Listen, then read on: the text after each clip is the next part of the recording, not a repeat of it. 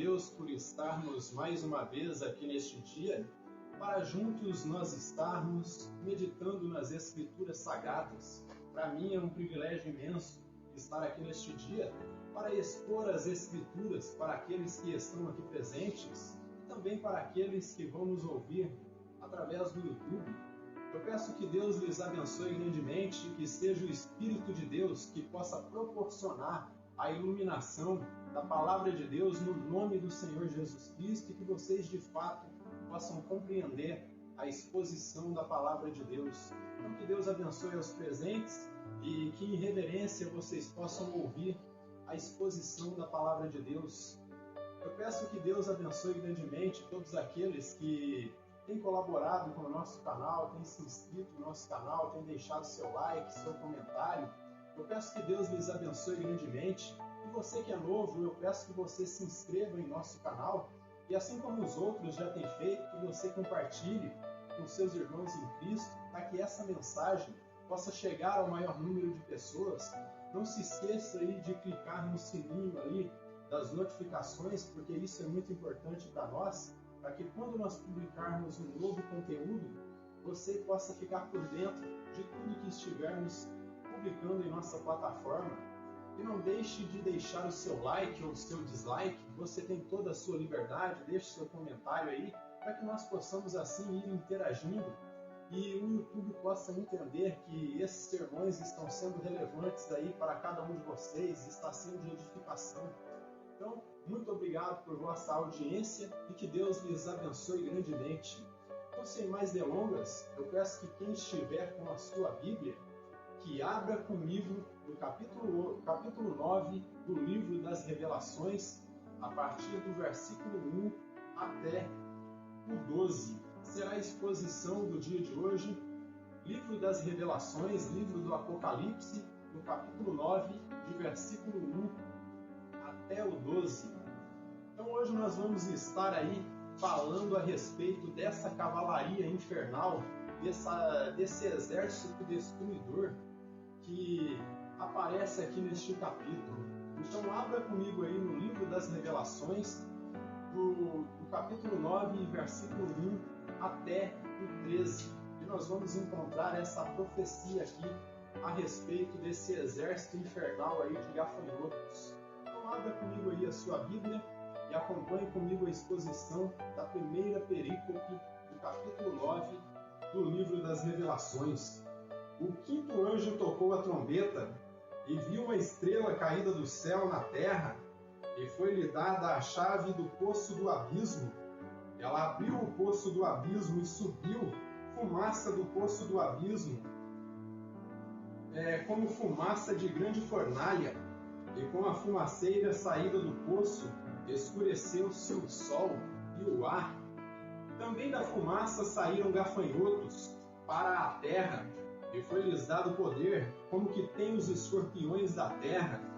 E foi-lhes dito que não causassem dano à erva da terra, nem a qualquer coisa verde, nem a árvore alguma, e tão somente aos homens que não têm o selo de Deus sobre a sua fronte, ou sobre a fronte.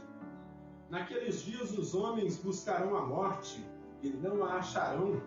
Também terão ardente desejo de morrer, mas a morte fugirá deles. O aspecto dos gafanhotos era semelhante a cavalos preparados para a peleja.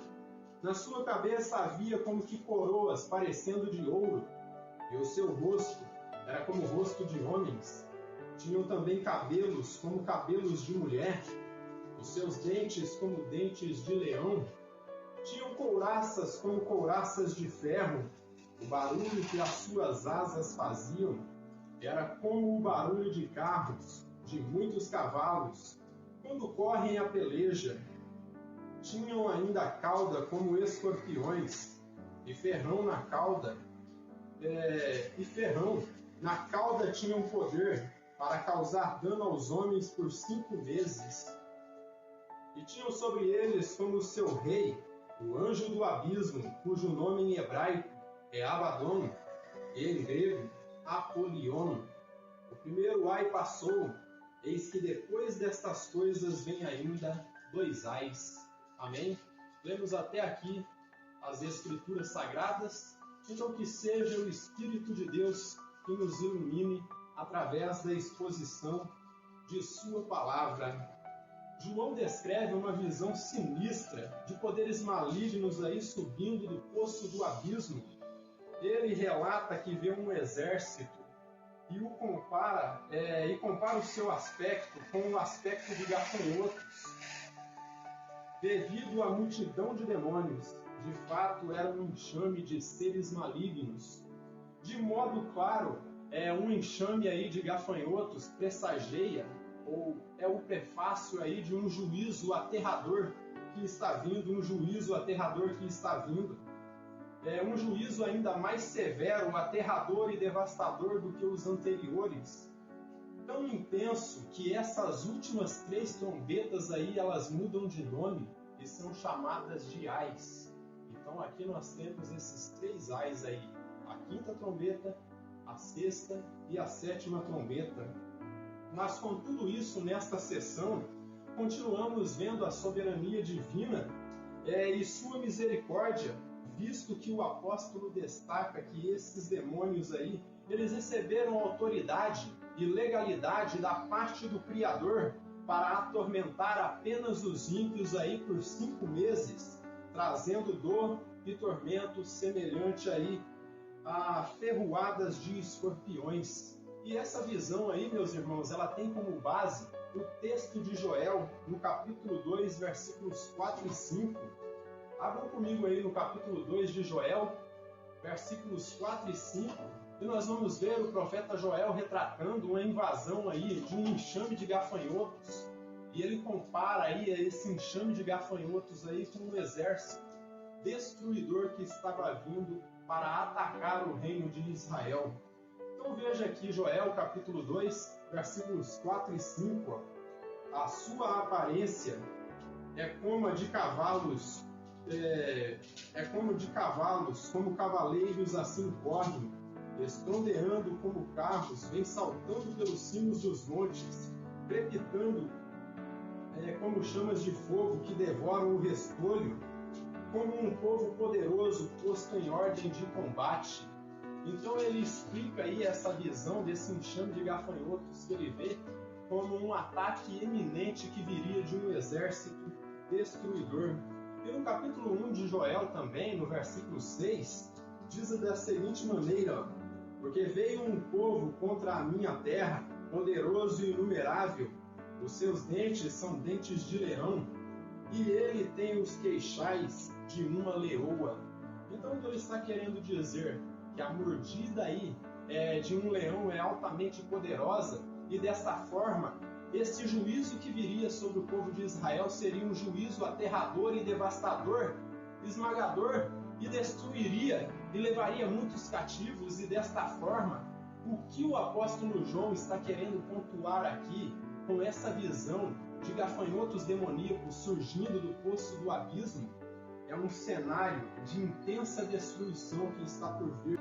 Então ambos os textos, meus irmãos, apontam para uma destruição iminente que viria sobre o povo de Israel, e isso vai de encontro com o nome que é dado para o diabo, para Satanás aqui neste texto, o rei desses demônios. Em grego seu nome é Apolion, e em hebraico Abaddon, que significa destruição ou destruidor. Então o significado do nome aí que é dado para o diabo, para o inimigo de nossas almas aqui, Abaddon e Apolion, tanto em grego quanto em hebraico significam destruição ou destruidor. Mais uma visão, meus irmãos, que reflete as pragas do Egito. E aqui a praga que está refletida é a 8ª praga, que foi a praga dos gafanhotos, que nós encontramos aí como um reflexo da justiça e da ira divina que estava vindo sobre o povo do Egito.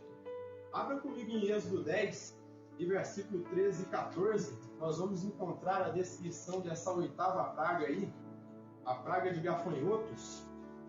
Então, Êxodo 10, de versículos 13 ao 14. E o profeta Moisés, ele é bem claro ao dizer que esses gafanhotos que apareceram ali no Egito, nunca haviam sido vistos e depois deles nunca mais haveriam de aparecer gafanhotos como aqueles. Porque agora o tipo de gafanhoto que aparece aqui no livro do Apocalipse não são gafanhotos literais, mas são seres demoníacos que surgem aí no mundo espiritual, do poço do abismo, e emergem para a terra para castigar a humanidade. Então, Êxodo 10, versículos 13 e 14, veja o que diz aqui, ó. Estendeu, pois, Moisés o seu bordão sobre a terra do Egito, e o Senhor trouxe sobre a terra um vento oriental, todo aquele dia e toda aquela noite. Quando amanheceu, o vento oriental tinha trazido gafanhotos, e subiram os gafanhotos por toda a terra do Egito, e pousaram sobre todo o seu território. Eram muito numerosos. Antes destes nunca houve tais gafanhotos, nem depois deles virão outros assim. Porque eu acredito que Moisés tinha em mente que a próxima praga de gafanhotos que viria aí sobre a humanidade seria uma praga de gafanhotos demoníacos. Não seriam insetos que atacariam suas plantações, mas seriam demônios que os atormentariam aí por esse período de 5 meses. Mas algo eu devo ressaltar para vocês aqui: gafanhotos naturais, isto é, insetos, eles atacam as plantações aí de vez em quando. Na estação quente da Palestina, no período de 5 meses, que é o período de duração da vida de um gafanhoto, desde a sua etapa de larva até a sua idade adulta. Mas esses gafanhotos descritos aqui, eles atacam os homens ímpios sem interrupções durante todo o período de sua atuação. Portanto, como dito, será um período aí de tormento aterrador, inaudito, um período que jamais foi visto sobre a face da terra, um período aí de dor, sofrimento e destruição que já está por vir. O irmão William Barclay, ao comentar a respeito dessa perícope aqui, do livro das Revelações, no capítulo 9, ele vai dizer o seguinte, ó: a descrição dos terrores do fim vai aumentando em intensidade. Agora os terrores ultrapassam o âmbito natural. Já não se trata de calamidades que são capazes de produzir as forças naturais desatadas. Ou seja, o que ele está falando? Já não são catástrofes naturais como tsunamis aqui, ou maremotos, ou terremotos, nada disso. O que nós estamos vendo aqui é um ataque sobre-humano demoníaco. E ele vai seguindo aqui, ó. Então, são terrores demoníacos. Se abrirá o abismo e males sobre-humanos demoníacos serão desatados sobre a terra. E mais uma vez eu enfatizo para vocês que esses gafanhotos, no período da grande tribulação, eles só vão atacar aqueles que não têm o selo de Deus, aqueles que não têm o Espírito Santo, aqueles que não foram selados com o selo de Deus. E a partir dos versos 1 ao 6, nós vemos aí o 5º anjo tocando a sua trombeta, e ao soar essa trombeta aí, João relata que ele vê uma estrela caindo do céu e diz que a ela foi dada a chave do poço do abismo, o que naturalmente nos leva a entender que trata-se de um ser pessoal, alguém que é dotado de personalidade e, portanto, não trata-se de um simples corpo celeste. Aqui não é um meteorito, não é uma estrela, mas é um agente do caos enviado por Deus aí, dotado de personalidade e entendimento, ou seja, é um ser de caráter pessoal, não é um simples corpo celeste. Portanto, se trata-se de um anjo submisso ao Eterno, um anjo submisso ao Criador, um anjo que está sob as ordens de Deus, que talvez seja o mesmo anjo que aparece em Apocalipse, no capítulo 20, e versículo 1. Abra comigo aí em Apocalipse, capítulo 20, versículo 1. E aqui aparece um anjo com a chave do abismo, com correntes para prender o diabo, para prender Satanás, juntamente com o anticristo e o falso profeta. Então, Apocalipse 20, versículo 1. Ó. Então vi descer do céu um anjo, tinha na mão a chave do abismo e uma grande corrente. Então, este anjo que aparece aqui, ele não deve ser entendido desta forma como sendo Satanás ou qualquer demônio. Porque nós temos muitos detalhes aí para apontar que este é um anjo que está a serviço de Deus. É um agente do caos que foi enviado por Deus. Ó. E ele diz assim, ó, que é apontado aqui que este anjo recebe a chave do poço do abismo. Então, outro detalhe aqui que nos confirma que de fato essa estrela é um anjo submisso a Deus, ao Criador, um anjo que está ali à parte de Deus, é que não seria confiável, meus irmãos, entregar a chave do poço do abismo, nem para Satanás e nem para um anjo caído, visto que o abismo é o lugar de prisão do mesmo. Desta forma, era o mesmo que um carcereiro entregar a chave da cela para aquele que está preso. Então, não seria confiável entregar a chave do poço do abismo para diabo ou para um dos seus adeptos ali, para um dos seus anjos caídos. Então, visto que o abismo é o lugar de prisão do mesmo. E desta forma, portanto, este anjo que abre o poço do abismo é um anjo de Deus, não um demônio e nem Satanás. Então guarde isso na sua mente, que essa estrela que João viu caindo do céu aí e que lhe foi entregue a chave do poço do abismo não é o diabo e tampouco os demônios. Porque, como eu disse, o lugar de prisão do diabo e dos demônios é o poço do abismo. E Deus nunca entregaria a chave da cela para aquele que está preso. Então, não é um demônio e não é Satanás. Visto que nesse texto aqui, meus irmãos, o inimigo de nossas almas, o diabo ou o Satanás, ele aparece apenas no versículo 11, como o rei destes demônios aí, que foi denominado Abaddon e Apolion. Então vemos nessa descrição aqui também que a atmosfera foi poluída, pois o apóstolo relata que uma fumaça, um fumo subiu ali do poço do abismo e escureceu primeiramente o sol e depois o ar. Sendo assim, João descreve a falta de luz solar e também aí a falta de ar para respirarmos com saúde, ou seja, o ar acaba se tornando impróprio aí para a respiração. Então, o que está nos revelando aqui é que haverá uma poluição no ar que fará com que os homens tenham aí dificuldades para se respirar. E quando a fumaça sobe, poluindo o ar, junto com essa poluição, João vê esses seres sinistros aí aparecendo, o qual ele chama aí de gafanhotos, que têm o poder como os escorpiões, e eles têm aí a ferocidade dos leões também. Seres demoníacos que recebem autoridade por 5 meses para atormentar apenas os ímpios, apenas aqueles que não têm o selo de Deus. Por 5 meses, tempo esse, meus irmãos, que nós não sabemos se ele é literal ou se ele é simbólico, mas que revela que esse juízo também não é definitivo, porque tem um tempo determinado aí. E desta forma, nós não sabemos aí ao certo se esses 5 meses aí, esse meio ano, é literal ou ele é simbólico, mas o que revela para nós aqui é que esse juízo também não é literal, que esse juízo, corrijo, também não é definitivo. Esse juízo não vai ser definitivo porque tem um tempo determinado aí por Deus que é de 5 meses. Então, esse juízo também não é definitivo por ter um tempo de duração. E nesse período, nos é dito aqui que os homens vão procurar ansiosamente pela morte, para que eles possam se ver livres desse tormento e desse caos que estará instaurado na terra. Mas naqueles dias até a morte vai fugir dele, porque morrer não será permitido, pois é dito aí que a morte fugirá deles. E assim, mais uma vez, nós vemos aí o Eterno ele fazendo distinção entre justo e entre ímpio, pois João salienta que essa praga só irá atingir aqueles que não têm o selo de Deus.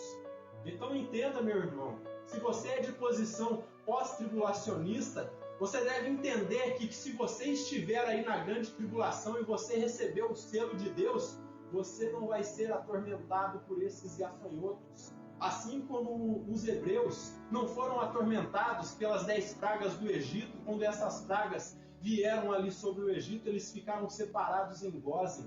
Você vai ser separado por Deus e vai ser cuidado. E se você for midi-tribulacionista, também entenda que você vai estar livre destes tormentos, mas não estará livre da cólera do anticristo. Então o juízo divino só cai sobre ímpios, enquanto que a ira de Satanás, através do anticristo, vai cair sobre a igreja que estiver aqui. Então aqui nós encontramos uma distinção entre justos e ímpios. Pois João salienta que essa praga só vem sobre aqueles que não têm o selo de Deus, o Espírito Santo. E como eu disse aí, portanto, os eleitos gentios e os 144 mil hebreus, eles vão ser culpados aí desse juízo divino.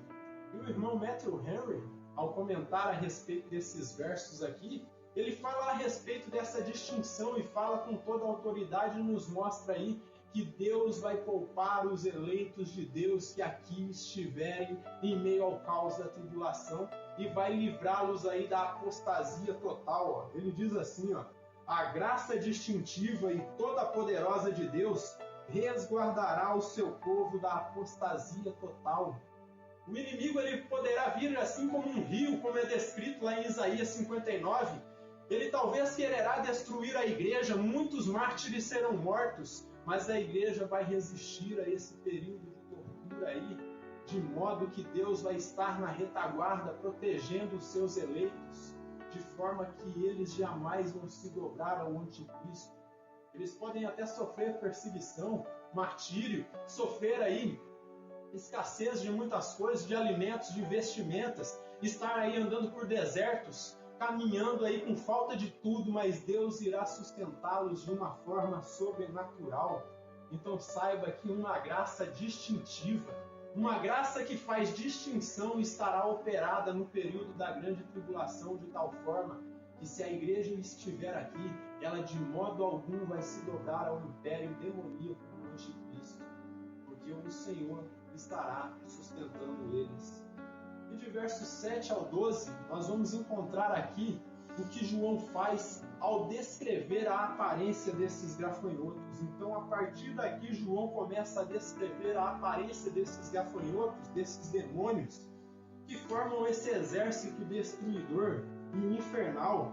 O apóstolo diz que eles eram semelhantes a gafanhotos, devido à sua quantidade imensa, devido à sua grande quantidade, e como dito, era um enxame. E como um enxame de gafanhotos é presságio de destruição, esses demônios prefiguram um cenário aí de dor, destruição e um juízo esmagador que está por vir. Então, tudo isso são símbolos que apontam para uma destruição iminente que está por chegar nesse período aí da grande tribulação. João ele descreve a aparência desses gafanhotos aí com 6 características. A primeira, ele diz que eles têm a agilidade de cavalos. A segunda, a inteligência humana. A terceira, eles se gabavam aí com o charme dos cabelos femininos. E 4, são ferozes aí porque eles têm dentes de leão. 5, estão prontos para a guerra, pois são um exército infernal aí de demônios. E a 6ª característica apontada por João aqui, eles têm um aguilhão como um escorpião. E como os gafanhotos, eles têm 5 meses aí para atormentar apenas os ímpios. O irmão John Wesley, ao comentar a respeito desses versos aqui, ele menciona que esses gafanhotos, historicamente, podem ter sido entendidos aí como uma referência ao povo persa, que era um povo inimigo ali do povo de Israel. Então ele diz assim, o irmão John Wesley, os gafanhotos são como cavalos, com seus cavaleiros. Os persas sobrepujavam-se na habilidade com cavalos, e sobre suas cabeças estão como se fossem coroas. Os turbantes lá dos persas, ele fala, e suas faces como faces de homens, amigavelmente agradáveis, e os cabelos deles como cabelos de mulheres.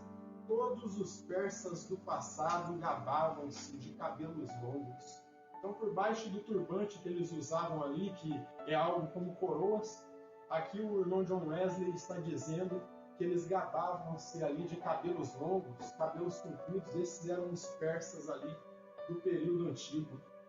E de versos 8 a 10, temos a descrição de um Deus que segue soberano e está no controle de tudo, pois aqui é dito que esses gafanhotos, esses demônios, junto com o diabo aí, junto com Abaddon, eles têm aí autoridade apenas por 5 meses para atormentar aí os ímpios. Então esse exército infernal tem o prazo determinado de 5 meses para atuar e atormentar aí os seres humanos que aqui estiverem.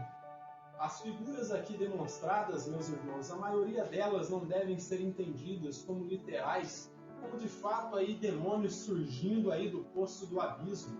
Mas vocês devem entender aí que nos tempos do fim, intervenções demoníacas serão coisas normais aqui. Então eles estarão aí operando toda essa dor e tormento. As figuras demonstradas são simbólicas, mas nos revelam o caráter aterrador e sinistro desses demônios. Por mais que haja muita simbologia aqui, por trás de toda essa simbologia há um significado claro que vem um período de dor, sofrimento e tormento sobre a humanidade ímpia.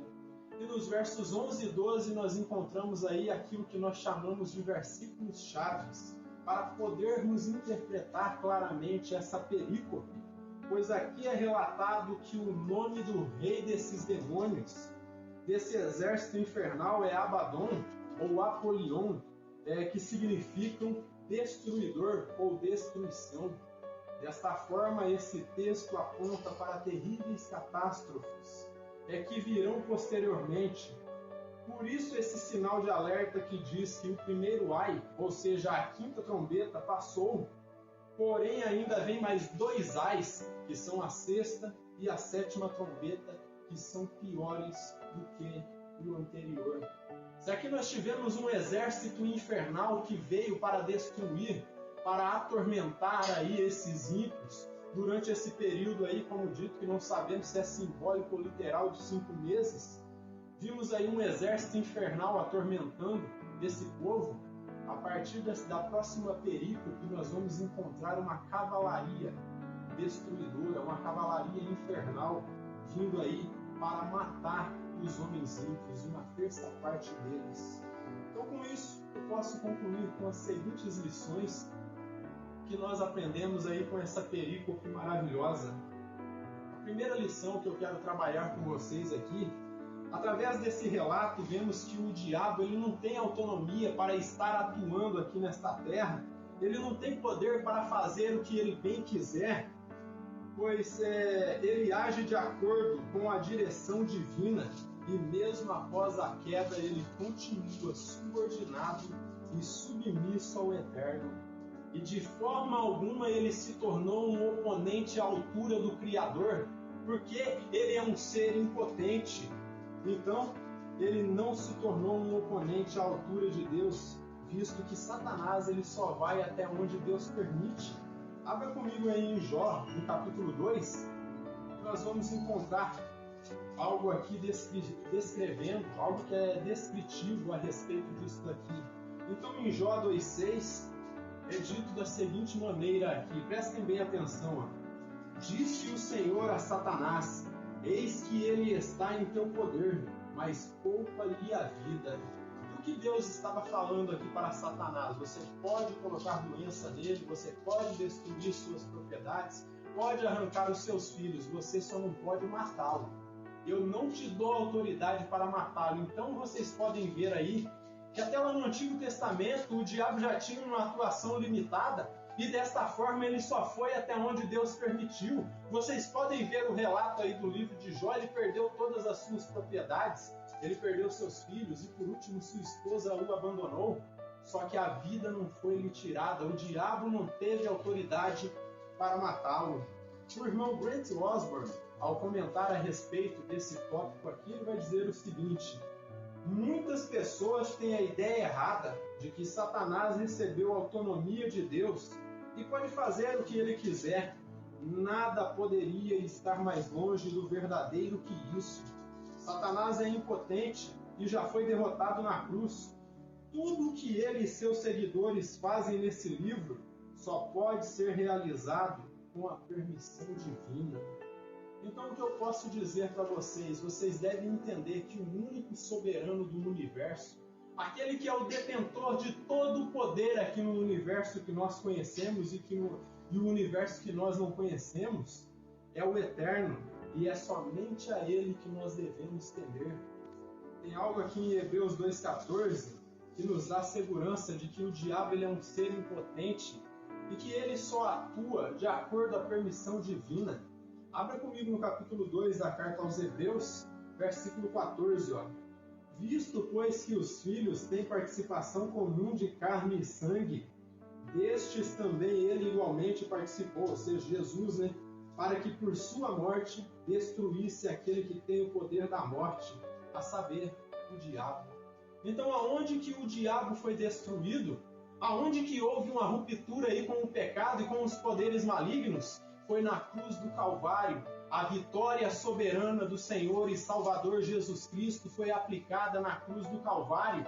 Ali foi demonstrado a sua supremacia, ali foi demonstrado o seu poder e mostrado para nós que o único que tem o controle absoluto da história da humanidade, da história da criação, é o Deus Todo-Poderoso.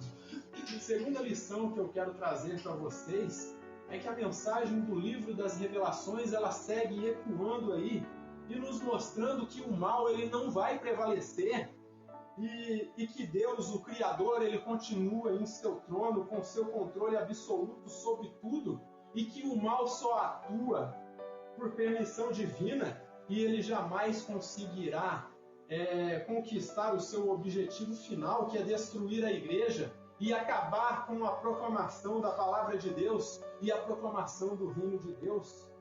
Ele jamais vai conseguir conquistar o seu objetivo final, pois é o Altíssimo que controla toda a sua atuação.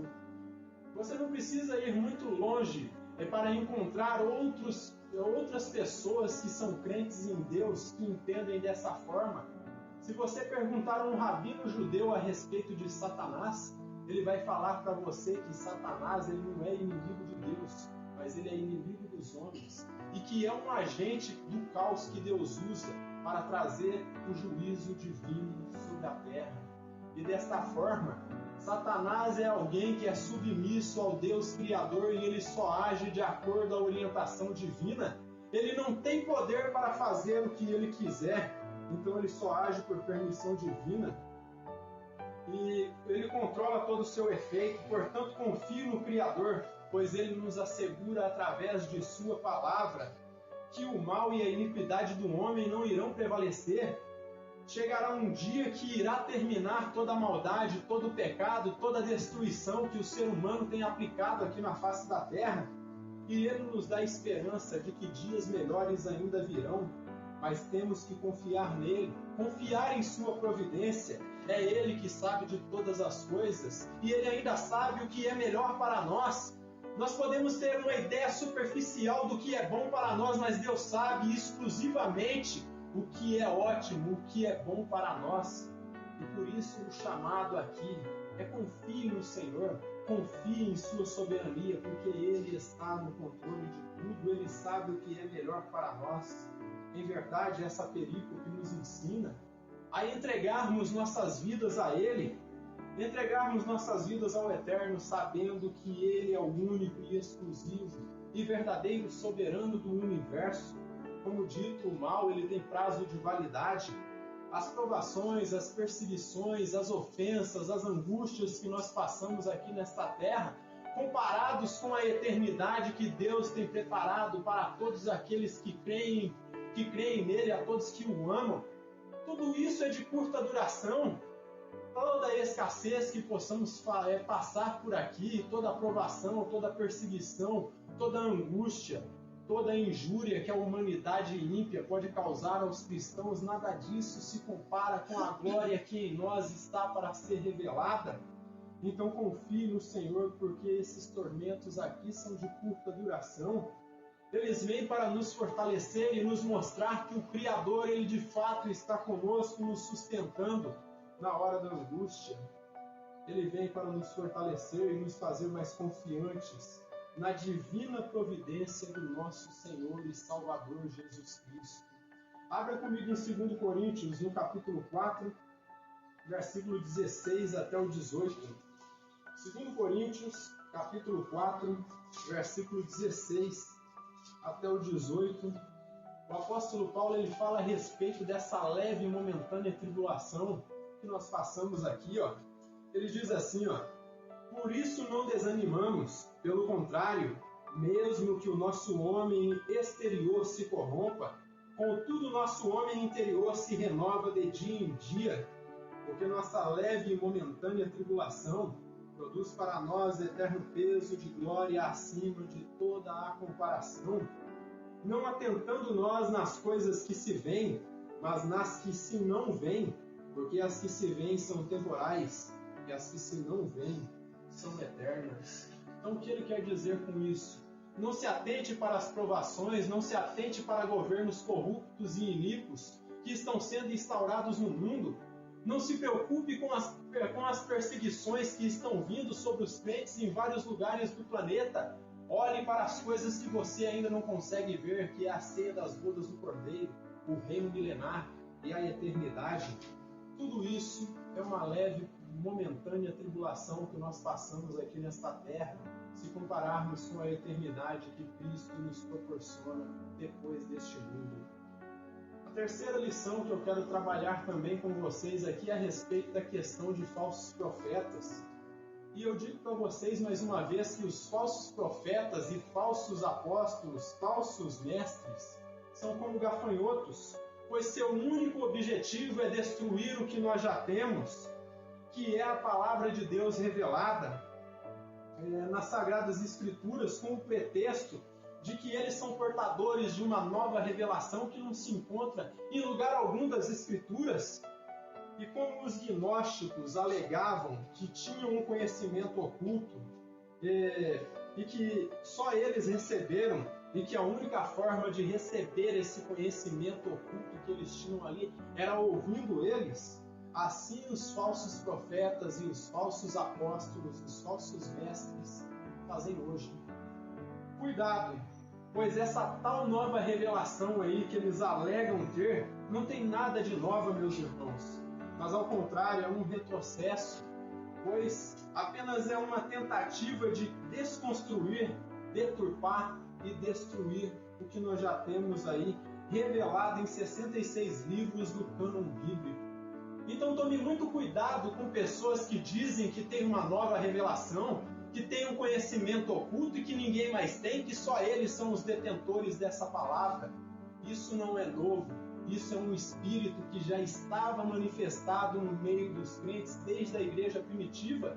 Era o espírito do anticristo que estava nos gnósticos, que tinham apenas o desejo aí de deturpar, desconstruir e destruir aquilo que o Senhor Jesus Cristo havia revelado através dos seus santos apóstolos.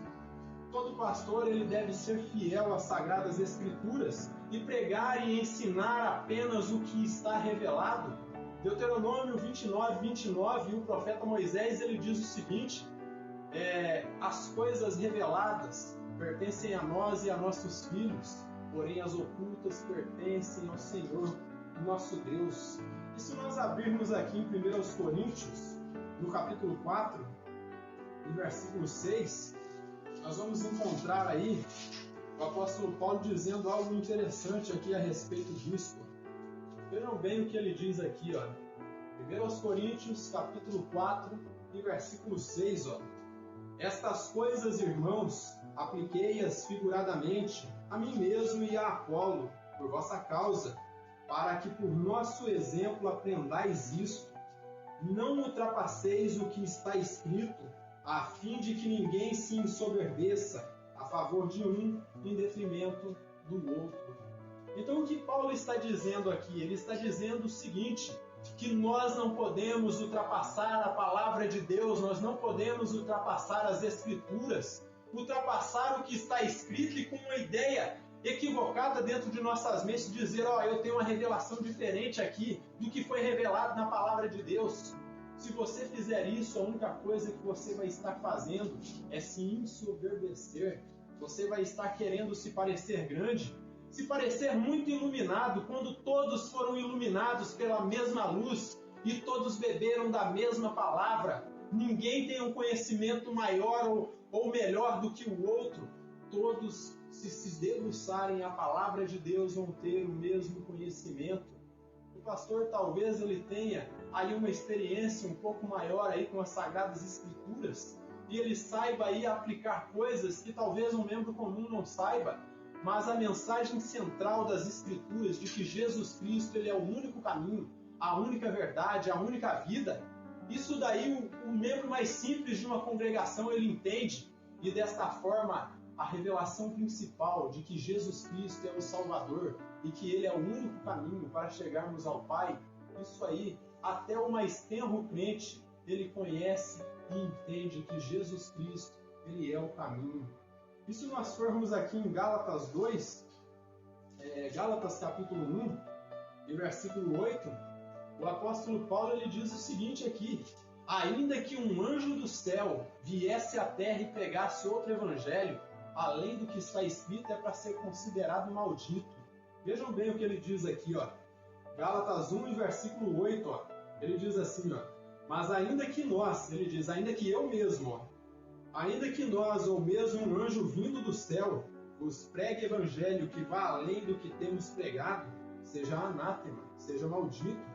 Assim como já dissemos, e agora repito, se alguém vos prega evangelho que vá além daquele que recebestes, seja anátema, ou seja, seja maldito. E desta forma o apóstolo Paulo ele está aqui definitivamente dizendo que palavra de Deus, revelação divina, nós encontramos aí em 66 livros do cânon bíblico. O que passar disso aí é de procedência maligna. E ali em 2 Coríntios, também no capítulo 11, no versículo 4, o apóstolo Paulo ele vai falar o seguinte: e se você receber outro Jesus, além daquele que ele pregou, com certeza você vai sofrer.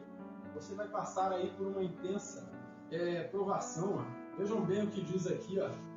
2 Coríntios, capítulo 11 e versículo 4, diz assim, ó: e se na verdade, vindo alguém, prega outro Jesus que não temos pregado, ou se aceitais espírito diferente que não tendes recebido, ou evangelho diferente que não tendes abraçado, e se de boa mente o tolerais, na versão Almeida Revista Corrigida, ali a tradução eu acredito que ficou mais claro a respeito disso aí. Lá diz o seguinte: se você tolera um falso ensinamento, se você abraça de boa mente, com razão o sofrereis, com razão você vai sofrer. Então nós não temos desculpa, meus irmãos, meus queridos amigos. Quem aceita a heresia de boa mente, ciente que o ensino é deturpado, que o ensino é falso, já está sentenciado à condenação eterna. Não podemos ser coniventes com hereges. Não podemos dar espaço para eles falarem. Não podemos dar aí a oportunidade que eles preguem as suas falsas doutrinas, os seus dogmas demoníacos, que deturpam o Evangelho e que encaminham as pessoas para o diabo em vez de encaminhar para Cristo. Porque se nós aceitarmos o ensinamento falso deles, com certeza nós seremos condenados juntamente com eles.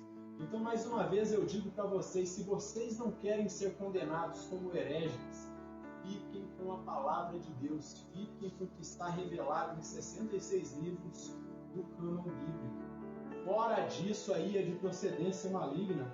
E por fim, queridos amigos, esta perícope, ela nos ensina que o Criador ele vem por meio desses alertas aí, chamando os homens ao arrependimento, pois, como dito em outras exposições, o Senhor Jesus Cristo ele não é um sádico, ele não tem prazer na destruição do ímpio, mas o seu prazer está na conversão, não na persistência no pecado. O pecador que não se arrepende e muda de vida, meus irmãos, muda de atitudes, ele já está sentenciado ao lago de fogo, esse lugar de tormentos eternos que arde com fogo e enxofre. Desta forma, o chamado que temos aqui é um chamado de arrependimento, é um chamado de mudança. Portanto, o convite aqui é para a mudança de vida, não para a permanência no erro. Deste modo, entenda, quando você se propõe a caminhar com Cristo, necessariamente, tal decisão exige mudança de vida, exige que você mude, exige que você não continue nas mesmas práticas. Ele nos chama do modo que nós estamos, como eu tenho dito em outras vezes, ele chama do modo que o pecador se encontra, como um porco, chafurdando na lama, no lamaçal do pecado, e ele vem e te regenera, ele vem e te banha aí com seu sangue purificador, de forma que devemos morrer para o mundo, morrer para o pecado, morrer para o mundo, com suas práticas sujas e prazeres infames. É um novo nascimento, irmão. É mudança de vida, é mudança de caráter, é metanoia. É quando você sente que o pecado é errado, você viu que o pecado é errado e você se propôs a se afastar do pecado. Você se propõe a não ter comunhão com aquilo que matou o seu melhor amigo, que é Jesus Cristo. Foi o pecado, meus irmãos, que levou Jesus para a cruz. E desta forma eu posso dizer para vocês, Jesus Cristo não aceita o ser humano como ele é, porque se ele aceitasse, ele não teria morrido para nos purificar de nossos pecados na cruz do Calvário. Não existe essa questão de igrejas inclusivas, aquele tipo de evangelho palatável que diz venha como está e permaneça como está. A palavra de Deus nos ensina o arrependimento. Se você era homossexual, você vai deixar de ser homossexual. Se você era um adúltero, vai deixar de ser adúltero. Se você era um drogado, estritamente você tem que deixar de ser drogado. Se você era um ladrão, você vai ter que deixar de ser ladrão. Se você era um político corrupto, você vai parar de entrar em corrupção e vai se separar de toda a imundícia que está manifestada no poder público. E desta forma, se de fato nós somos lavados pelo sangue regenerador, pelo sangue carmesim, certamente nós viveremos de outra forma. E um último texto aqui, para não ficar nas minhas palavras, 1 Coríntios capítulo 6.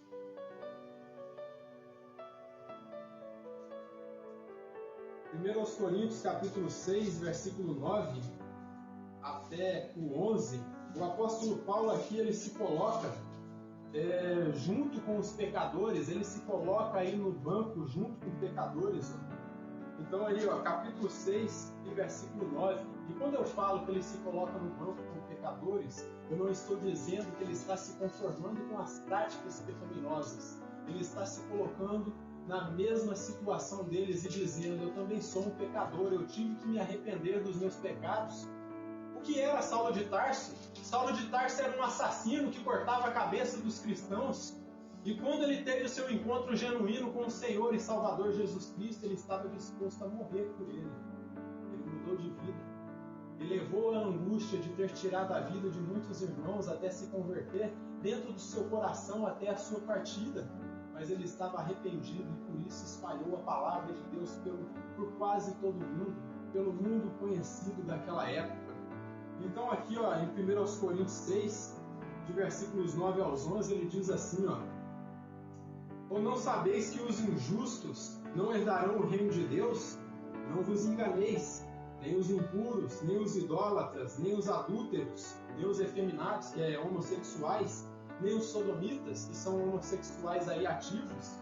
Ele diz aí, nem ladrões, nem avarentos, nem bêbados, nem maldizentes, nem roubadores herdarão o reino de Deus. Tais fostes alguns de vós, mas fostes lavados, mas fostes santificados, mas fostes justificados, em o nome do Senhor Jesus Cristo e no Espírito do nosso Deus. Então o que o apóstolo Paulo está dizendo aqui, antes vocês eram pecadores, alguns aqui eram ladrões, outros eram injustos, outros eram infames aí, impuros, outros eram homossexuais, ativos e passivos, mas todos se arrependeram e mudaram de vida, inclusive o próprio apóstolo Paulo, ele se arrependeu dos seus pecados e aquele que era o perseguidor da igreja, ele se tornou perseguido por causa da palavra de Deus. Então o chamado que temos aqui não é só para incrédulos, ou mudamos agora, ou nós estaremos aí, ou passaremos a eternidade em tormentos eternos. O chamado que nós temos aqui é de mudança. Não há tempo para ficarmos brincando de crentes aí. É tempo de entendermos que pecado é pecado, ainda que o mundo inteiro esteja praticando, é tempo de renovarmos a nossa fé e nos humilharmos na presença de Deus e entendermos que nós temos que depender da soberania, da divina providência e entendermos que sem Ele nós não vamos conseguir passar por tudo que está por vir. Leis espúrias estão sendo aí aplicadas em muitos países e logo vai chegar aqui no Brasil e tudo isso vai ser um conglomerado contra a igreja. A igreja vai ser perseguida, mas não vai ser destruída. Muitos pastores serão calados, outros serão levados às prisões, mas o evangelho ele vai ser espalhado no mundo inteiro. E quando esse evangelho for espalhado para o mundo inteiro, quando a palavra de Deus for tirada, aí aparecerá o anticristo. Quando os eleitos de Deus terminarem o seu trabalho aqui de chamarem aqueles que faltam. Então converta-se enquanto há tempo, volte-se para a palavra, não fique aí vivendo como se fosse um ímpio. Viva conforme um crente, viva aplicado na palavra de Deus, medite nas escrituras. Wesley ele dizia o seguinte: eu posso ouvir todos os sermões que são pregados aos domingos, eu posso ler todos os livros que falam sobre Cristo, eu posso participar da ceia do Senhor, mas ainda assim eu necessito de arrependimento, eu necessito de mudança de vida. Todas essas coisas são importantes para o nosso crescimento espiritual, mas se não tiver arrependimento não faz nenhum sentido. Então é necessário você mudar de vida, seja mais ponderado, seja mais eficiente na sua fé, se humilhe na presença de Deus, ore mais e se encha da palavra de Deus, se fundamente em Cristo. Amém? Que o Deus eterno nos abençoe grandemente. Maranata, ora vem, Senhor Jesus.